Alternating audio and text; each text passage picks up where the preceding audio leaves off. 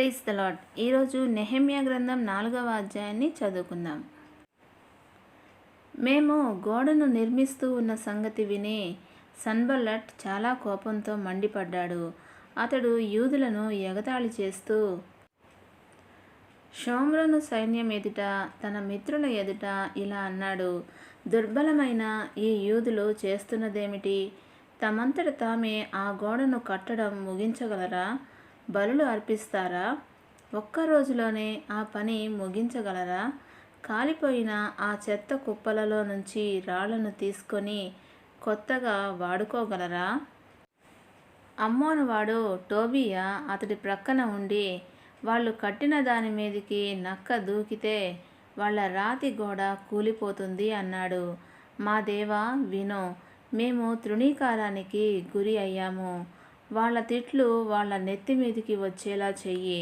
వాళ్లను దోపిడీగా చేసి బందీలుగా దేశాంతరం వెళ్ళేలా చెయ్యి. గోడను కట్టేవారికి వాళ్ళు విసుగు పుట్టించారు కనుక వాళ్ళ అపరాధాన్ని కప్పివేయొద్దు. నీ దృష్టిలో నుంచి వాళ్ళ పాపాలను తుడిచివేయొద్దు. పనిచేసే మనసు ప్రజలకు ఉండటం చేత గోడ సగం ఎత్తు అయ్యే వరకు మేము కట్టాము. అయితే జెరూసలేం గోడల మరమ్మత్తు ముందుకు సాగుతూ ఉందని, బీటలన్నీ మూసివేయబడుతూ ఉన్నాయని విని సన్బల్లట్, టోబియా, అరబ్బులు, అమ్మోను వాళ్ళు, అష్డోదు ఊరి వాళ్ళు చాలా కోపగించారు. జెరూసలేం మీదికి యుద్ధానికి వచ్చి కలత కలిగించాలని వాళ్ళు ఏకగ్రీవంగా కుట్ర పన్నారు. కానీ మేము మా దేవునికి ప్రార్థన చేసి వాళ్ళ భయం చేత రాత్రింబగళ్ళు కాపలాదారులను ఉంచాము.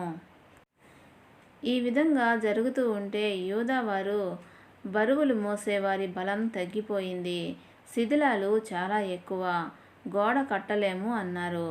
మా శత్రువులు వాళ్లకు తెలియకుండా, కనబడకుండా మనం వాళ్ళ మధ్యకు చొరబడి వాళ్లను చంపి పని అంతమొందిద్దాం అన్నారు.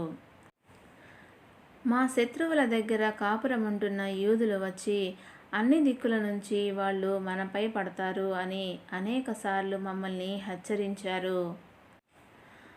అందుచేత గోడకు పగులు ఉన్న స్థలాలలో, తక్కువ ఎత్తు ఉన్న స్థలాలలో, గోడ వెనుక మనుషులను వారి వంశాల ప్రకారం నేను ఉంచాను. వారి చేతులలో ఈటెలు, కత్తులు, విండ్లు ఉన్నాయి. నేను తనిఖీ చేసిన తర్వాత నాయకుల ఎదుట, అధికారుల ఎదుట, ప్రజల ఎదుట నిలబడి ఇలా అన్నాను: వాళ్లకు మీరు భయపడకండి. ప్రభువు అత్యంత ప్రభావం గలవాడు, భీకరుడు. ఆయనను మనసులో ఉంచుకొని మీ తోబుట్టువులు, మీ కొడుకులు, కూతుళ్ళు, భార్యలు, ఇండ్లు శత్రువశం కాకుండా పోరాడండి.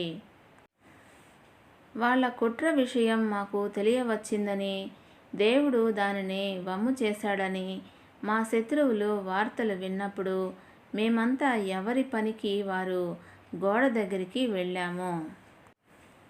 అయితే ఆ రోజు నుంచి నా పనివారిలో సగం మంది పనిచేశారు, సగం మంది ఈటెలను, డాళ్లను, విండ్లను, కవచాలను ధరించి నిలబడ్డారు. గోడ కట్టే యూదా ప్రజలందరి వెనుక అధికారులు నిల్చున్నారు. బరువులు మోసేవారు ఒక చేతితో పని చేస్తూ మరో చేతితో ఆయుధం పట్టుకున్నారు. గోడ కట్టేవారిలో ఒక్కొక్కరు తన కత్తి నడుముకు కట్టుకొని పనిచేస్తూ వచ్చారు. బూర ఊదేవాడు నా దగ్గర నిల్చున్నాడు. నేను నాయకులతో, అధికారులతో, మిగిలిన ప్రజలతో ఇలా అన్నాను: పని గొప్పది, విస్తరించి ఉంది. మనం గోడ మీద ఒకరొకరికి చాలా ఎడంగా ఉన్నాము.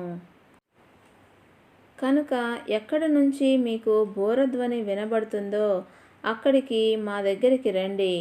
మన దేవుడు మన పక్షంగా యుద్ధం చేస్తాడు. ఆ విధంగా మేము పని చేస్తూ వచ్చాము. ఉదయం నుంచి నక్షత్రాలు కనిపించే వరకు సగం మంది ఈటెలు చేత పట్టుకొని ఉన్నారు. ఆ కాలంలో నేను ప్రజలతో, ప్రతి ఒక్కరూ తన పనివాడితో కూడా జెరూసలేంలోనే ఉండిపోవాలి. అప్పుడు వారు రాత్రివేళ మనకు కాపలాదారులుగా, పగలు పనివారుగా ఉండగలరు అన్నాను. ఆ కాలంలో నేను కానీ, నా బంధువులు కానీ, నా పనివారు కానీ, నా దగ్గర ఉన్న కాపలాదారులు కానీ బట్టలు తీసివేయలేదు. నీళ్ల కోసం పోతే కూడా మా ఆయుధాలు చేత పట్టుకొని ఉన్నాము. దేవుడి పరిశుద్ధ వాక్యమును దీవించునుగాక. ఆమెన్.